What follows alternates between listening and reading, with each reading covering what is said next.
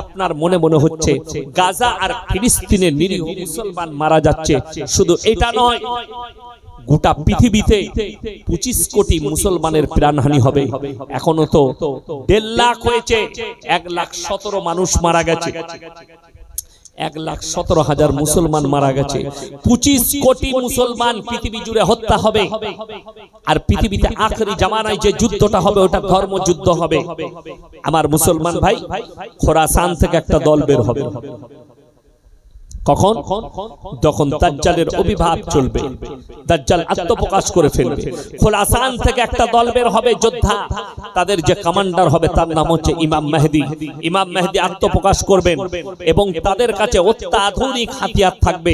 তাদের সামনে আর পৃথিবীর কোন যোদ্ধা দাঁড়াতে পারবে না। তারা এত গতিতে যুদ্ধ করবে যে তারা গোটা পৃথিবীকে ফেল করবে যুদ্ধে, এবং তাদের সামনে আর কেউ দাঁড়িয়ে টিকে থাকতে পারবে না। তারা যুদ্ধ করতে করতে গিয়ে আল আকসায় ঝান্ডা গাড়বেন, এবং তখন তাদের যে কমান্ডার হবে, ম্যান কমান্ডার, তিনি হচ্ছেন হযরত ঈসা মাসীহ। এবং হযরত ঈসা মাসীহ নিজের হাতে দাজ্জালকে হত্যা করবেন। পৃথিবীতে তখন 7 থেকে 10 বছর আবার শান্তি ফিরে আসবে পৃথিবীর বুকে, ইসলাম প্রতিষ্ঠিত হয়ে যাবে। আল্লাহ রাসূল সাল্লাল্লাহু আলাইহি সাল্লামের হাদিস, মুসান্নাফ ইবনে আবু শাইবার হাদিস, রাসূল বর্ণনা করলেন, হে আমার সাহাবীরা শোনো, গোটা পৃথিবীর যত মসজিদ থাকবে সেগুলো মুসল্লিতে ভরে যাবে। জোরে বলুন সুবহানাল্লাহ। এটা মুসান্নাফ ইবনে আবু শাইবার হাদিস, মুসল্লিতে ভরে যাবে গোটা পৃথিবীটা। আমার বন্ধুগণ, আমার ভাই, খুব ভালো করে বুঝবেন, মুসান্নাফ ইবনে আবু শাইবার হাদিসে বর্ণনা করলেন যে গোটা পৃথিবীটা মুসল্লিতে ভরে যাবে। কিন্তু রাসূল বললেন, হে আমার সাহাবীরা, সেই মুসল্লিগুলো হবে সুদখোর, আর সুদখোর হবে আর হারামখোর মুসল্লি হবে। কারোর মধ্যে ঈমান আর টিকে থাকবে না।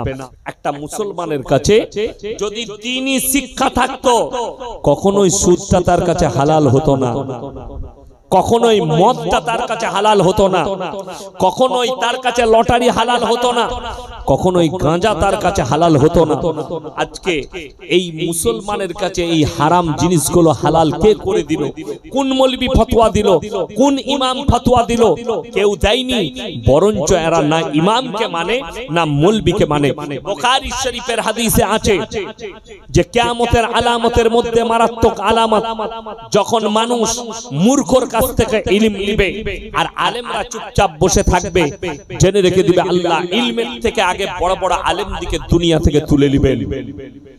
এটা রাসূলের হাদিস, বুখারী শরীফের হাদিসে আছে যে মানুষ ইলম নিতে লাগবে মূর্খর কাছ থেকে। মুসলমান দাজ্জালের সৈন্য এইগুলোই, যারা সুদকে হালালকে হারামকে হালাল করে দিচ্ছে, এইটাই হচ্ছে দাজ্জালের আসল সৈন্য। যারা হারাম জিনিসগুলোকে হালাল করে দিচ্ছে, জেনে রেখে দিবেন দাজ্জাল আসার সময় হয়ে এসেছে, দাজ্জাল আত্মপ্রকাশের সময় হয়ে যাচ্ছে। কেন? মানুষের কাছে হারাম দ্রব্যগুলো, হারাম জিনিসগুলো সব হালাল হয়ে যাচ্ছে। আমার বন্ধুগণ, 5 ওয়াক্তের নামাজ পড়া ফরজ না ফরজ নয়? ফরজ। আমি চ্যালেঞ্জ ছুড়ে বললাম, গোটা মিনাকা থানায় সমীক্ষা করুন, 100টা মুসলিমের মধ্যে 80 জন বেনামাজি। ঠিক বললাম না ভুল বললাম? 80টা বেনামাজি, এবং এর মধ্যে 60টা এমন নামাজি আছে যারা ইচ্ছাকৃতভাবে নামাজ কাজা করে। ইচ্ছাকৃতভাবে চায়ের দোকানে বসে আড্ডা মারছে, মসজিদে আজান হচ্ছে, নামাজ হচ্ছে, এদের কোনো ভুরুক্ষেপ নাই। তাস খেলাচ্ছে, মাচায় বসে আছে, হারাম কাজে লিপ্ত আছে, কিন্তু আজান হচ্ছে, তাদের কানে পৌঁছাচ্ছে, অথচ তারা সেখানে যায় না। কোরআন শোনাবার পরে সূরা বাকারা 2য় পৃষ্ঠা। আপনারা কি মনে মনে করছেন ইয়াসিন সাহেবের মতো আমার মতো 100টা বক্তাকে দাওয়াত দেন, কাবা ঘরের ইমামকে নিয়ে আসুন? আল্লাহর কসম, হিদায়াত আল্লাহ দিলে তবে পাবে, না হলে হিদায়াত পাবে না। আল্লাহ নবীকে কি বলছেন শুনে নেন, ইন্নাল্লাযীনা কাফারু সাওয়াউন আলাইহিম আনজারতাহুম আম লাম তুনজিরুহুম লা ইউমিনুন। হে আমার নবী তুমি যত দাওয়াত দিবে দাও, যত কোরআন শোনাবে শোনাও, কিন্তু যারা মানার নয় তারা কখনো মেনে নিবে না। আমার নবী বিশ্ব নবী বললেন, ওগো আল্লাহ কেন তারা আমার কথা আপনার কথা মানবে না? আমার আল্লাহ উত্তর দিলেন, খাতামাল্লাহু আলা কুলুবিহিম, কুলুব মানে হচ্ছে হৃদয়টা, তাদের হৃদয়ে তালা মারা গেছে, ওয়ালা সামিহিম, আর তাদের কানেতে মোহর মারা গেছে, ওয়ালা আবসারিহিম গিশাওয়া, আর তাদের চোখেতে পর্দা পড়েছে, তারা লজ্জা শরমের মাথা খেয়েছে, তারা আল্লাহর ঘরের দিকে ধাবিত হবে না। তাদের জন্য আমি পরকালে ওয়ালাহুম আযাবুন আযীম, কঠোর শাস্তি রেখে দিয়েছি, তারা ওই শাস্তি ভোগ করবে। আমার ভাই, যারা পাপ করবে, এত পাপ করেছে, এত পাপ করেছে, আল্লাহ তাদের হৃদয়ে তালা মেরে দিয়েছেন, তারা আর জীবনে ফিরবে না। আমার বন্ধুগণ, এরপর আমি বলবো যারা বসে আছেন সবাই হাত তুলেন, আমরা সবাই মুমিন হব, জোরে বলুন ইনশাআল্লাহ। আমার আল্লাহ কোরআনে 5টা শর্ত রেখেছেন। কটা বললাম? 5টা। এই 5টা শর্ত যারা মেনে নিবে, আল্লাহ তাআলা যারা 5টা কথার উপরে আমল করবে, বিশ্বাস করবে, তারাই একমাত্র হিদায়াতের উপরে আসতে পারে, তারাই একমাত্র কামিয়াব হবে। চলুন কোরআন খুলুন, সূরা বাকারা একবারই শুরু থেকে।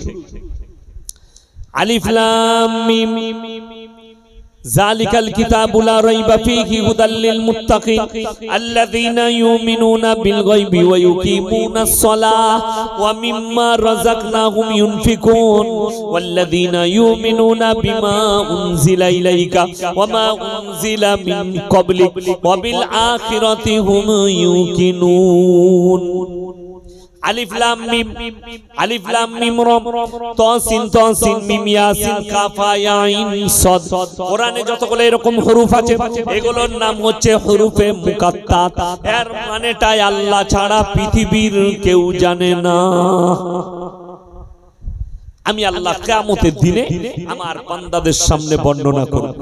আমার বন্ধুগণ, তারপরের আয়াতে আল্লাহ বললেন, যালিকাল কিতাবু লা রাইবা ফি, আমার এই কোরআনে বিন্দু মাত্র সন্দেহের কোনো অবকাশ নেই। জোরে বলুন সুবহানাল্লাহ। অনেক জনের মনে হবে কোরআন কেমন কিতাব। অনেক ভাই আছে যারা কোরআনকে অস্বীকার করে। কোরআন যে আল্লাহর বাণী এবং সত্য কিতাব, তার একটা তোখর দলিল আমি দিয়ে যাচ্ছি। আমরা অনেকে ছড়া পড়ি, স্কুলের বইয়ে ছড়া আছে না? আমি স্কুলে পড়েছি, আমার একটা ছড়া মনে আছে। আমাদের ছোট গায়ে ছোট ছোট ঘর, সাকি সেতা সবে মেলে নাহি কেউ পর, পাড়া সকল ছেলে মোরা ভাই ভাই, একসাথে খেলি আর পাঠশালাই। কাল্লাকা বন্দে আলিমিয়া আল্লাকা ছড়া। কবিতার নাম হচ্ছে বন্দে আলিমিয়া। আচ্ছা, এইরকম বহু কবি, বহু সাহিত্যিক তারা পদ্য লিখেছে, গদ্য লিখেছে। একটা পদ্য, একটা গদ্য বার করে নিয়ে আসুন। যে পদ্য লিখেছে প্রত্যেকটা লাইনের শেষে একটাই অক্ষর আছে শেষ পর্যন্ত। আমি এখনই ছড়াটা পড়লাম। আমাদের ছোট গায়ে ছোট ছোট ঘর, লাস্টের অক্ষরটা কি এলো? র। তারপরে আছে থাকি সেতা সবে মেলে নাহি কেউ পর, লাস্টেরটা কি এলো? আবার র এলো। পাড়ার সকল ছেলে মোরা ভাই ভাই, লাস্টে কি এলো? হর্ষই। 3 নম্বর লাইনের লাস্ট অক্ষরটা পাল্টিয়ে গেল আর না। এইরকম একটা ছড়া শুনান যে লাইনের শুরু থেকে শেষ পর্যন্ত একটাই শব্দ ব্যবহার করেছে, একটাই অক্ষর কবি ব্যবহার করেছে। পৃথিবীর কোন বাপের বেটার কাছে একটাও পাবেন না। যদি বলেন কোরআনে আছে, আমার আল্লাহ কোরআনে একটাই অক্ষরকে গোটা সূরাতে শেষ অক্ষর লাইনের শেষে ব্যবহার করেছেন। যদি বলেন কোথায়? ওয়াশ-শামসি ওয়া দুহাহা ওয়াল কামারি ইদা তালাহা ওয়ান নাহারি ইদা জাল্লাহা ওয়াল লাইলি ইদা ইয়াগশাহা ওয়াস সামাই ওয়া মা বানাহা ওয়াল আরদি ওয়া মা তাহাহা ওয়া নাফসি ওয়া মা সাওয়াহা ফাআলহামাহা ফুজুরাহা ওয়া তাকওয়াহা। জোরে বলুন সুবহানাল্লাহ। প্রত্যেকটা আয়াতের শেষে হা ব্যবহার করেছে। দ্বিতীয় নম্বর পুরো শুনেলেন, অনেক বড় বড় মুহাদ্দিস কিতাব লিখেছেন। প্রথমে আমি আমাদের আলেমদের তবকার বলি। ইমাম বুখারী রাহমাতুল্লাহ আলাইহি বুখারী শরীফ লিখেছেন। বুখারী, তিরমিজি, আবু দাউদ, ইবনে মাজাহ, নাসাই শরীফ, এগুলো ছেড়ে দেন। যত বড় বড় মুহাদ্দিস মুহাক্কিক আলেম, ভারতে নয় এশিয়া মহাদেশের একজন বিখ্যাত পণ্ডিত আলেম, নাদওয়াতুল উলামা, উত্তর প্রদেশ, লখনউ, সেই মাদ্রাসার যিনি প্রতিষ্ঠাতা, তিনার নাম হচ্ছে মোল্লা আলী মিয়া নদভী সাহেব রাহমাতুল্লাহ আলাইহি। তিনি তিনার জীবনীতে 4000 কিতাব লিখেছেন। জোরে বলুন সুবহানাল্লাহ। 4000। আমার আব্বাজি অনেক বই লিখেছেন। এইরকম বড় বড় মুহাক্কিক আলেমরা অনেক কিতাব লিখেছে। আচ্ছা, একটা বই এনে আমাকে দেখান তো, সেই কিতাবের উপরে লেখা আছে আমার এই লেখার মধ্যে কোনো ভুল নেই। এরকম বই কেউ লিখতে পেরেছে? যে বইয়ের শুরুতে লিখে দিয়েছে এই লেখার মধ্যে কোনো ভুল নেই, কিন্তু আল্লাহর কসম, আল্লাহ কোরআন অবতীর্ণ করেছেন, তার শুরুতেই লিখেছেন যালিকাল কিতাবুল লা রাইবা ফি, আমার এই কোরআনে বিন্দুমাত্র সন্দেহের কোনো অবকাশ নেই। জোরে জোরে বলুন সুবহানাল্লাহ। শুধু তাই নয়, এই কোরআনটা শুধু মুসলিমরাই পড়ে না, অমুসলিম ভাইরাও পড়ে। বাবা কথা বলে, অমুসলিম ভাইরাও পড়ে। কে কে পড়েছে? হরেন নরেন গগেন নয়, কবিগুরু রবীন্দ্রনাথ ঠাকুর কোরআন পড়েছেন, ঈশ্বরচন্দ্র বিদ্যাসাগর কোরআন পড়েছেন, বঙ্কিমচন্দ্র কোরআন পড়েছেন, শরৎচন্দ্র কোরআন পড়েছেন।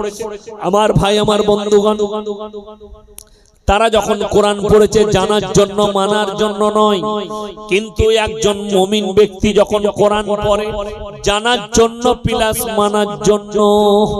একজন মূর্খ জীবনে স্কুলে যায়নি, কিন্তু সে যখন কোরআন পড়ে, আল্লাহ তুমি যা বলেছো সত্য বলেছো, যেটা দিয়েছো উপদেশ দিয়েছো, যালিকাল কিতাবুল লা রাইবা ফি, পরের আয়াতে আছে হুদাল লিল মুত্তাকি, যারা মুত্তাকি হবে, মুমিন হবে, তাদের জন্য আমার কোরআনে উপদেশে ভরা আছে। জোরে বলুন সুবহানাল্লাহ। নাম্বার 1 উপদেশ কি দিলেন আল্লাহ তাআলা? সূরা বাকারা, এটাই প্রথম। 1 নম্বর উপদেশ আল্লাহ কি দিলেন? আল্লাযীনা ইউমিনুনা বিল গায়ব। 5টা শর্তের মধ্যে নাম্বার 1, না দেখে আল্লাহকে বিশ্বাস করার নাম হচ্ছে ঈমান। দেখে না, না দেখে বাবা, না দেখে। আমরা কেউ আল্লাহকে দেখেছি? কথা বলে, আল্লাহকে কেউ দেখিনি। সবারই দেখার ইচ্ছা আছে না নেই? আছে। দেখবেন ইচ্ছাটা কেমন হওয়া দরকার। একটা ছেলের সন্তানের যখন কোনো যুবকের বিয়ে ঠিক হয়, তার বাবা এসে বলে, বাবা তোর লেগে একটা মেয়ে দেখেছি, আজকে মঙ্গলবার, পরের মঙ্গলবারে তুই দেখতে যাবি। সেই ছেলেটা দেখবেন দিন গুনতে লাগে, সময় গুনতে লাগে, তার মনেতে লাড্ডু ফুটে, কবে আমি দেখবো সেই মেয়েটাকে যে আমার বউ হবে। হয় না? হয় না? ভেতরে কত লাড্ডু ফুটে। আমার বন্ধুগণ, আমার ভাই, আপনি আশায় থাকুন, জান্নাতি দিকে আল্লাহ তাআলা সবথেকে দামি উপহার দিবেন জান্নাতে, যেটা সেটা হচ্ছে আল্লাহর দিদার। জোরে বলুন সুবহানাল্লাহ। আল্লাহ দিদার হবে সব থেকে দামি উপহার আল্লাহর, সেটা হচ্ছে আল্লাহ দিদার। আমার বন্ধুগণ, আমার ভাই, আপনি আশা করুন যে আল্লাহ তুমি আমাকে জান্নাত দিও, যার বদৌলতে আমি যেন তোমার দিদার করতে পারি। এই না দেখে আল্লাহকে দেখার প্রয়োজন নেই, আপনি না দেখে বিশ্বাস করেছেন, এটাই হচ্ছে আপনার ঈমানের একটা সবুত, এবং আপনার ঈমানই একটা বহুত বড় মজবুতির সবুত যে আমি আল্লাহকে বিশ্বাস করি। এটার 1 নম্বর সবুত হচ্ছে না দেখে আল্লাহকে বিশ্বাস করা। এটা 1 নম্বর। ওয়ায়ুকিমুনাস সালাহ, এবং তারা জানো 5 ওয়াক্তের নামাজ আদায় করে। অনেক ব্যক্তি মনে করে আমি নামাজ পড়লে কি হবে, নামাজের দ্বারা কি হয়? আল্লাহ কোরআনে নিজে বললেন, ইন্নাস সালাতা তানহা আনিল ফাহশাই ওয়াল মুনকার। নিশ্চয়ই নামাজ এমন একটা ইবাদত, মানুষ যখন নামাজ পড়ে আস্তে আস্তে নামাজ থেকে খারাপ কাজ থেকে সরিয়ে ভালো কাজের দিকে নিয়ে যায়। জোরে বলুন সুবহানাল্লাহ। কেউ যদি ইচ্ছাকৃতভাবে নামাজ কাজা করে। আমার রাসূল সাল্লাল্লাহু আলাইহি সাল্লামের হাদিস, যার নামাজ নেই তার মধ্যে ইসলাম নেই। এরপর আমাদের সমাজে একটা শ্রেণীর লোক আছে, তারা চায়ের দোকানে বাজারে গর্ব করে একটা কথা বলে, আমি নামাজ পড়তে না পারি, রোজা রাখতে না পারি, আমি কিন্তু গ্রামের ভালো লোক, আমি আমার ঈমানটা বেশি ভালো। বলে না, বলে না অনেক লোক, আমি নামাজ না পড়তে পারি, রোজা না রাখতে পারি, আমার ঈমান গ্রামের মধ্যে আমি সবথেকে ভালো লোক। কোরআন খুলেন, এই ব্যক্তিগুলো কতটা বিপদে পড়বে কিয়ামতের দিনে। যারা বলছে আমি নামাজ না পড়তে পারি, রোজা না রাখতে পারি, আমি ভালো লোক, আমি ভদ্র লোক, কিয়ামতের দিনে কোরআনে আছে একটা রাস্তায় জান্নাতীরা যাবে আর একটাই জাহান্নামীরা।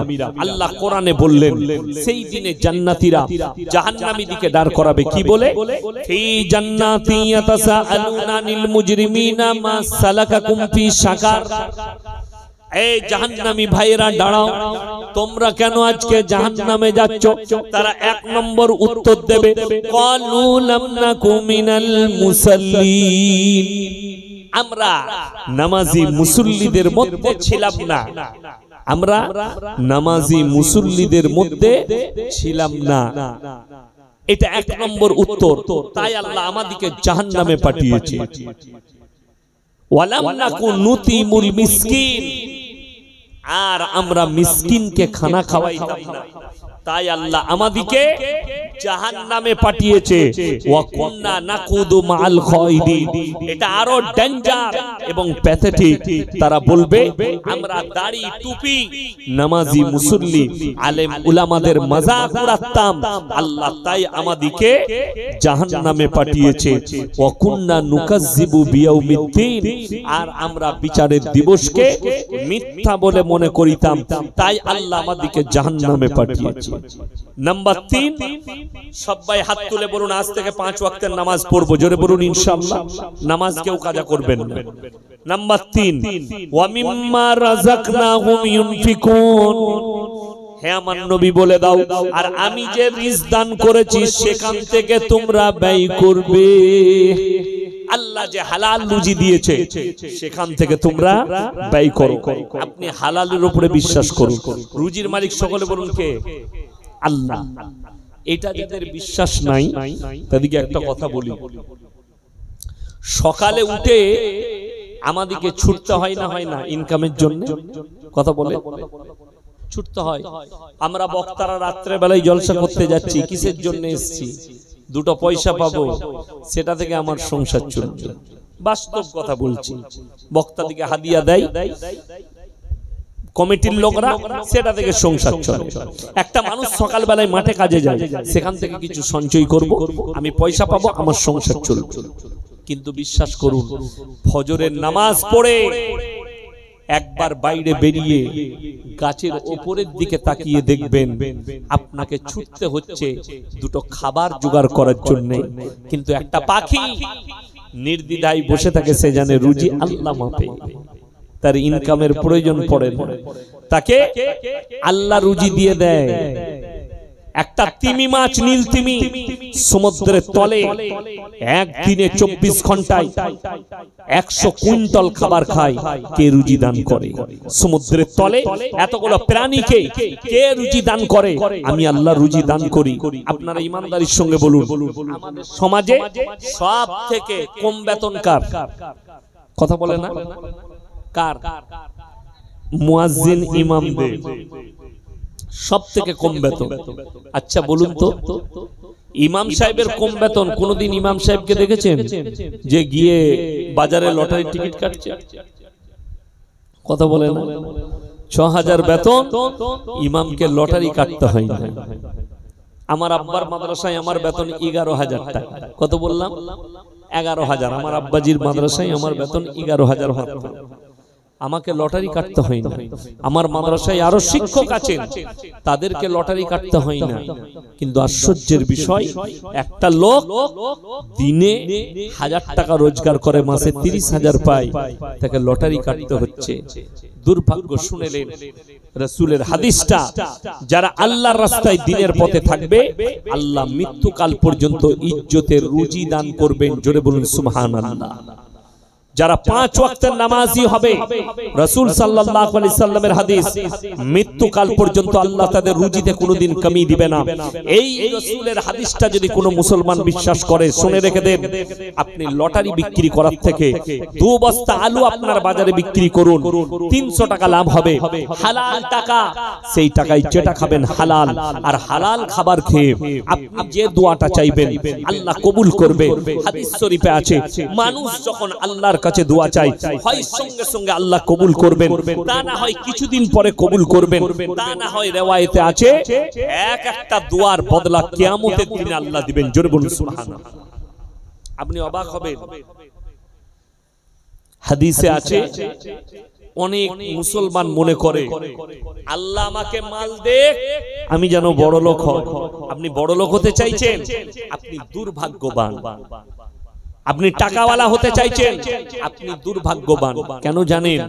হাদিসে আছে একজন বড় লোক মুমিন ব্যক্তির থেকে একজন গরিব মানুষ মুমিন ব্যক্তি 500 বছর আগে জান্নাতে প্রবেশ করবে। জোরে সোরে বলুন সুবহানাল্লাহ। আর কিয়ামতের একদিন দুনিয়ার 50,000 বছরের সমতুল্য হবে। আপনি হিসাব করুন কিয়ামতের ময়দানে কতক্ষণ দাঁড়িয়ে থাকবেন। ওই জন্য আপনি মালের দোয়া করবেন না, আল্লাহর কাছে দোয়া করবেন, আল্লাহ মৃত্যুকাল পর্যন্ত ইজ্জতের রুজি দান করো। ইজ্জতের রুজি, হালাল রুজি মানে এটা নয় যে আপনার কাছে রোজ মুরগা মুসাল্লাম আসবে আর খাসির মাংস আসবে না। আপনার দস্তরখানে যে খাবারটাই আসবে হালাল, সেটা ডাল ভাত হোক, সবজি ভাত হোক, যেটাই আপনি পাবেন ইজ্জতের সঙ্গে দস্তরখানে পাবেন। এর থেকে দামি জিনিস কিছু নাই। আমার বন্ধুগণ, আমার ভাই, বেজ্জতির খানা শুনেলেন, আল্লাহর কেন শুকর আদায় করবেন? আল্লাহ রুজি সকলকে দেয়। কেউ ডাস্টবিন থেকে কুড়িয়ে খাচ্ছে, কেউ ভিক্ষা করে খাচ্ছে, কারো কাছে খাবার নাই, কেউ কেড়ে খাচ্ছে, কেউ চুরি করে, কেউ ডাকাতি করে, কেউ ছিনতাই করে, কেউ মার্ডার করে। যে যেরকম পাচ্ছে খাচ্ছে। আর আপনি চিন্তা করবেন, আমি সারা দিন মাঠে খাটলেন, আল্লাহ তাআলা আপনাকে হালাল রুজিটা দস্তরখানে দিচ্ছে, আপনি খেতে পেরেছেন। এর থেকে বড় জিনিস কিছু নয়। আপনার বাড়ির কাছে কলকাতা, একবার চলে যান নিউ টাউনে, একবার চলে যান আপনার কলকাতা পার্ক সার্কেসে, দামি দামি ফ্ল্যাটে বাস করছে, 5 কোটি টাকার ফ্ল্যাট, 1 কোটি টাকার ফ্ল্যাটে বাস করছে কলকাতায়। স্বামী স্ত্রী একসঙ্গে থাকে, স্বামী রাত 2টোয় মদ খেয়ে প্রবেশ করেছে, আন্ডারপ্যান্ট পরে সুপাই পড়ে আছে, আর তার বিবি কুকুরের সাথে শুয়ে আছে। আর আপনি এই গ্রামে বাড়ি, আপনি মাঠে চাষ করেন, বাজারে ব্যবসা করেন, আল্লাহর কৃপায় এশার নামাজ পড়েছেন, এক দস্তরখানে একটা প্লেটে স্বামী স্ত্রী খানা খেয়েছেন, আর বিবির গলায় ফজরের আগে পর্যন্ত হাত রেখে ঘুমাতে পেরেছেন। এর থেকে দামি জিনিস আর কিছু হতে পারে না। আমার বন্ধুগণ, শর্ত হচ্ছে হালাল খাবার। যদি দোয়া কবুল করাতে চান, আমার কাছে যেটাই আসবে হালাল খাবার। আজকে বেঈমান কাফেররা এমন একটা চক্রভিউ রচে দিয়েছে, আর মুসলমান এই চক্রভিউর ভেতরে ফেসে গেছে। আজকে বড় কষ্ট লাগে। আপনার এলাকায় আছে নাকি জানি না, গোটা পশ্চিম বাংলা নয়, গোটা ভারতবর্ষ জুড়ে বিশেষ করে মুসলিম দিকে খপ্পর মেরেছে। সেটার নাম হচ্ছে গ্রুপ লোন আর বন্ধন লোন। আশা করি আপনাদের এখানে নাই। হ্যাঁ আছে, ভালো জিনিস। জানেন দাইয়ুস কখনো জান্নাতে প্রবেশ করবে না। দাইয়ুস কখনো জান্নাতে প্রবেশ করবে না। দাইয়ুসকে যে নিজের বিবিকে রাস্তায় বেপরদা ভাবে বার করে দেয়, এই হচ্ছে দাইয়ুস। এ জান্নাতে কোনোদিন প্রবেশ করবে না। তুমি সুদের উপরে টাকা নিয়ে টিভি কিনবে, মোটরসাইকেল কিনবে, সুদের উপরে টাকা নিয়ে তুমি ওই গ্রুপ লোন নিয়ে ফেরে পড়ে সুদের টাকা গাড়ি ঘরে ঢুকিয়ে টিভি কিনবে, মোবাইল কিনবে, আর বিবিকে রাস্তায় বার করেছো বেপর্দা করে, যাও আর অফিসারের কাছে সই করে লোনটা নিয়ে এসো, গ্রুপ লোনটা নিয়ে এসো, বন্ধন লোনটা নিয়ে এসো। আর সেই লোন প্রতি মাসে অফিসার আপনার বইয়ের কাছে এসে এক কাপ চা খেয়ে যাচ্ছে, তোমাকে লজ্জা শরম লাগে না? এটা হচ্ছে দাইয়ুস পুরুষ, আর এই দাইয়ুস কোনোদিন জান্নাতে প্রবেশ করবে। আপনি ভেবে দেখুন, আপনার ইমামকে আপনি 5000 বেতন দেন, ইমাম সাহেবের বউকে রাস্তায় বেরিয়ে গ্রুপ লোন করতে হলো না। আর তুমি টোটো চালাও, সারা দিনে 700 টাকা রোজগার করো, মাসে 20,000 রোজগার করো, তারপরও তোমার বউকে বার করে দিয়েছো, যাও গ্রুপ লোন নিয়ে এসো। আপনাকে আল্লাহর কাছে কাঁদতে হবে, আল্লাহ তোমার মালে বরকত দেয়নি, আল্লাহ তোমার কামায়ে বরকত দেয়নি। তার মূল কারণ হচ্ছে তোমার বাড়িতে না দিন আছে, না তোমার বাড়িতে তারবিয়াত আছে, না তোমার বাড়িতে নামাজ রোজা কিছু আছে। আজকে বড় কষ্ট লাগে, একটা মানুষ নামাজ পড়ে না, রোজা রাখে না, অথচ সেই লোক এসে আমাদের মতো মৌলবীকে বলছে, হুজুর একটা বরকতের তাবিজ দেন, আমার তাবিজে বরকত নেবে, অথচ তুমি নামাজ পড়বে না, রোজা রাখবে না। আমার বন্ধুগণ, বরকত যদি নিতে চান, শর্ত হচ্ছে 5 ওয়াক্তের নামাজি হন। যদি বরকত নিতে চান, রাসূল সাল্লাল্লাহু আলাইহি সাল্লামের হাদিস, যে বাড়িতে প্রত্যেকদিন এশার নামাজের পরে সূরা ওয়াকিয়াত তেলাওয়াত হবে, আল্লাহ তাদের কামায়ে বরকত দিবেন। জোরে বলুন সুবহানাল্লাহ। কোরআন খুলেন, 17 পারা শেষ পৃষ্ঠা, শেষ রূপ। আলহামদুলিল্লাহ, এইটা আল্লাহ তাআলা বললেন, ইয়া আইয়ুহাল্লাযীনা আমানু রকাউ ওয়াসজুদু ওয়া'বুদু রাব্বাকুম ওয়াফআলুল খায়রা লাআল্লাকুম তুফলিহুন। একটা আয়াতের ব্যাখ্যা করতে গিয়ে আমাকে কত জায়গায় যেতে হচ্ছে বুঝতে পারছেন তো?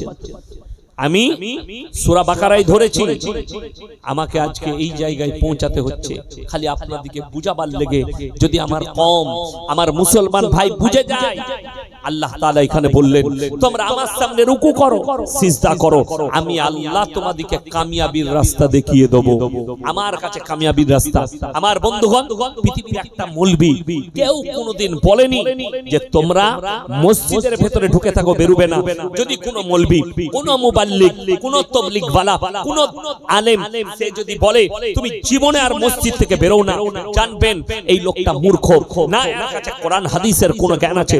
কেউ যদি বলে আমি মসজিদের ভেতরে খালি আল্লাহ আল্লাহ করি আর আল্লাহ আমাকে খাওয়ায়, আল্লাহ আমার সংসার চালায়, এই লোকটা সমাজের বুকে চোর, এই লোক ধোঁকাবাজ। এটা কিন্তু শর্ত নয়। যদি বলেন কোরআনের দলিল দেন, কতক্ষণ থাকতে হবে মসজিদে? আমার আল্লাহ উত্তর দিলেন, হে আমার বিশ্ব নবী, পৃথিবীর মানুষকে বলো, ইয়া আইয়ুহাল্লাযীনা আমানু ইযা নুদিয়া লিস-সালাতি মিন ইয়াউমিল জুমআহ ফাসাউ ইলা যিকরিল্লাহি ওয়া যারুল বাই যালিকুম খায়রুল লাকুম ইন কুনতুম তা'লামুন। হে ঈমানদার ব্যক্তিরা, যখন তোমাদেরকে জুম্মার জন্য, নামাজের জন্য ডাক দেওয়া হয়, বেচা কিনা বন্ধ করো, ব্যবসা বাণিজ্য বন্ধ করে দাও, তোমরা আল্লাহর ঘরের দিকে ধাবিত হও। পরের আয়াতে আল্লাহ বললেন, ফাইদা কুদিয়াতিস সালাতু ফান্তাশিরু ফিল আরদি ওয়াবতাগু মিন ফাদলিল্লাহ ওয়াযকুরুল্লাহা কাসীরান লাআল্লাকুম তুফলিহুন। আবার যখন তোমাদের নামাজ হবে, তোমরা হালাল রুজির সন্ধানে পৃথিবীতে ছড়িয়ে পড়ো। জোরে বলুন সুবহানাল্লাহ। মসজিদের ভেতরে নামাজ হয়ে গেল, যেমনি জোহর হয়ে গেল, আপনি চলে যান আপনার ব্যবসায় হালাল ইনকাম সঞ্চয় করতে। ফজরের নামাজ হয়ে গেল, নামাজ শেষ, নামাজ পড়ে বেরিয়ে হালাল রুজির সন্ধানে বেরিয়ে পড়ো। আল্লাহ তোমাদের লেগে হালাল রুজি বিছিয়ে রেখেছে, তুমি খোঁজ করো, হালাল রুজির সন্ধানে তোমরা বেরিয়ে পড়ো, আল্লাহ তোমাকে রুজি দেবে। নামাজ পড়ো। আমার বন্ধুগণ, আমার ভাই, সবাই আল্লাহর উপরে বিশ্বাস রাখবো। জোরে বলুন ইনশাআল্লাহ। আরো একটা রুজির মালিক আল্লাহ, তার একটা পুখ্তা দলিল দিচ্ছি। কার দ্বারা? একজন নবীর দ্বারা। জোরে বলুন সুবহানাল্লাহ। একজন নবী, একজন পয়গম্বর, তিনাকে আল্লাহ মায়ের পেটে বিনা বাপে পাঠিয়েছিলেন। তিনি হচ্ছেন হযরত ঈসা মাসিহ। দাজ্জালের অভিভাব চলবে, দাজ্জালের অত্যাচার চলবে পৃথিবীতে। দামাস্কের মসজিদে আসরের নামাজে আল্লাহ হযরত ঈসা আলাইহিস সালামকে নামাবেন এবং নিজের হাতে হত্যা করবে। কাকে? দাজ্জালকে, ঈসা মাসিহ, হযরত ঈসা নবী। কোরআনে আছে সূরা মারইয়াম ওয়াজকুর ফিল কিতাবি মারইয়াম ইদিন তাবাদাত মিন আহলিহা মাকানান শারকিয়্যা। মরিয়ম যখন পূর্ব দিকে এক স্থানে নিজেকে পর্দা করে নিল, একটা রুমের মধ্যে পর্দা করলো, ফাত্তাখাদাত মিন দুনিহিম হিজাবান ফাআরসালনা ইলাইহা রূহানা ফাতামাত্তালা লাহা বাশারান সাবিয়্যা। আমি যখন আমার ফেরেশতা জিবরিল আমিনকে মানুষ রূপে প্রেরণ করলাম, তুমি মারিয়ামকে সুসংবাদ দাও, তার গর্ভে আমি একটা বাচ্চা পাঠাতে চাই, আমার নবীকে প্রেরণ করতে চাই। তিনি বললেন, হে আল্লাহ, আমি কোনো ব্যভিচারিণী নই, আমাকে কোনো মরদ মানুষ স্পর্শ করেনি, আমার বাচ্চা কেমন করে হতে পারে? আল্লাহ বললেন কুন ফায়াকুন, আমি জানি যদি বলি হয়ে যা, সঙ্গে সঙ্গে হয়ে যাবে। জিবরিল আমিন কে আল্লাহ পাঠালেন, তিনি যখন গর্ভবতী, riwayate আছে জান্নাত থেকে তার কাছে খাবার আসতো। জোরে বলুন সুবহানাল্লাহ। কোথা থেকে? জান্নাত থেকে। হযরতে জাকারিয়া তিনি প্রশ্ন করছেন কাকে? মারইয়ামকে। ক্বালা ইয়া মারইয়াম আন্না লাকি হাযা, ওগো মরিয়ম, তোমার কাছে এত সুন্দর ভালো মন্দ খাবার দাবার কোথা থেকে আসছে? মরিয়ম উত্তর করলেন, ক্বালাত ওয়া মিন ইনদিল্লাহ ইন্নাল্লাহা ইয়ারযুকু মান ইয়াশাউ বিগাইরি হিসাব। আল্লাহ যাকে ভালোবাসেন, আল্লাহ যাকে পছন্দ করেন তাকে বেশুমার রিজক দান করেন। কোথা থেকে দেব, কেমন করে দেব, আমি আল্লাহ ছাড়া পৃথিবীর কেউ জানে না। যদি আরো জানতে চান, সকাল বেলায় উঠে ভাঙড় বাজারে চলে যান, কলকাতা নিউ টাউনে চলে যান, ফজরের পরে 100টা বড় লোক দেখতে পাবেন খালি আন্ডার প্যান্ট পরে ছুটছে। ডাক্তারে বলেছে 3 কিলোমিটার হাঁটবি না হলে মারা যাবে। শৈশু গয়কার র কি সুগার, ডাক্তারে বলেছে 3 কিলোমিটার হাঁট না হলে মারা যাবে। ডাক্তারের কাছে গেছে ব্যাঙ্গালোরে, কলকাতায়, সুগার মেপেছে 450 সুগার। স্যার কি খাবো? সকাল বেলায় বিনা চিনির লাল চা খাবি, তার সঙ্গে স্যার একটা ডিম সিদ্ধ বলে ছোঁয়া যাবে, সাদা চিড়ে ভাজা খাবি। স্যার দুপুরে কি খাবো? 1 কাপ মাপা চালের ভাত খাবি, তার সঙ্গে গরুর মাংস বলে ছোঁয়া যাবে না, মুরগি ধারে পাশে যাবি না, খাসি বলে স্বপনে ভাববি না। কি খাবো স্যার? বলে খালি করেলা ভাজি আর ভেন্ডি খাবি।